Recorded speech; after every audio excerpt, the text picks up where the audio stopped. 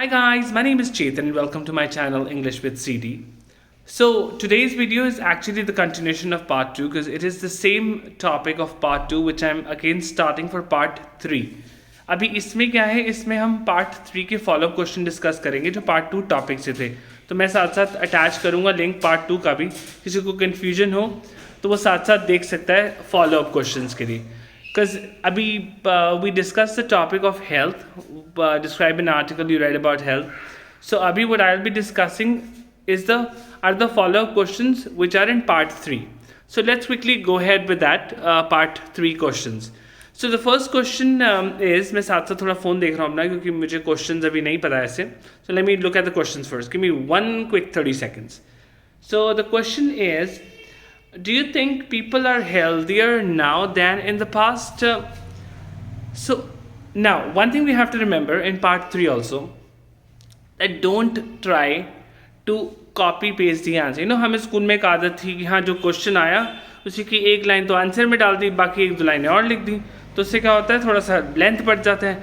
Now this is what we don't have to do in IELTS. IELTS में ऐसा बहुत सारे लोग करते हैं कि वो कॉपी पेस्ट कर देते हैं. एक लाइन डाल दी, दो तीन लाइनें हमने अपनी बोल दी, तो उसमें तो भूल जाओ स्कोर कुछ मिलेगा, बिलीव मी. सो अभी इसमें हमको क्या करना है, we have to add new, we don't have to do a copy paste. Stop that.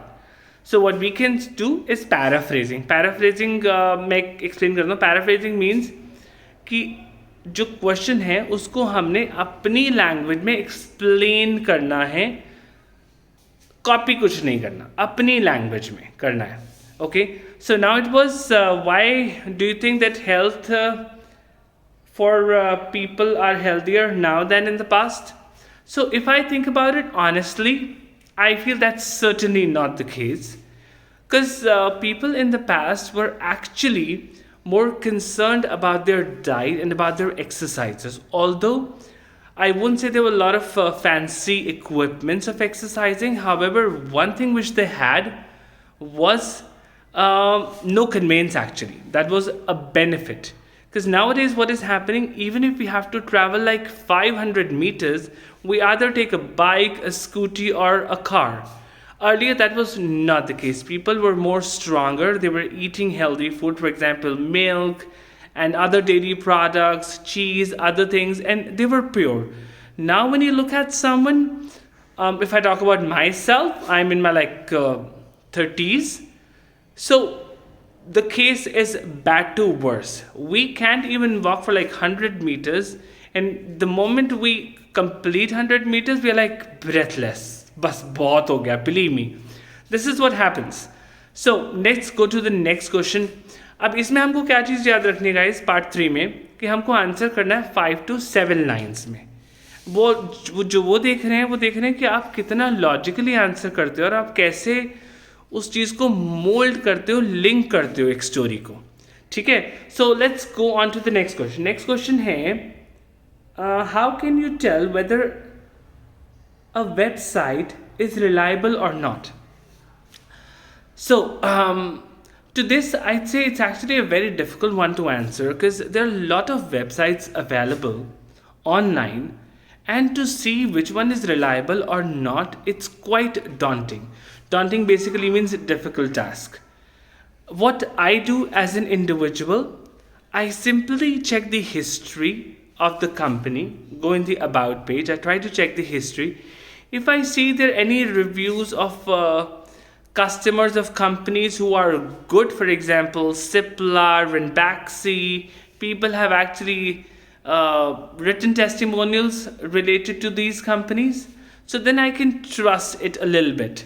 However, other than that, if I see that the company is very new, just started a couple of days ago, then it's very difficult. Especially when it comes to health, you certainly cannot rely on any of these websites. You only have to go visit health websites. For example, I'll give you an example. When we talk about health topics, search on internet, there are a lot of websites which open up.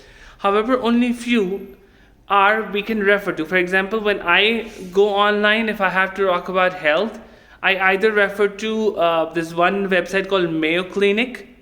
They have a lot of health articles, and other website is WebMD Doctors. So you have relevant information and genuine one as well.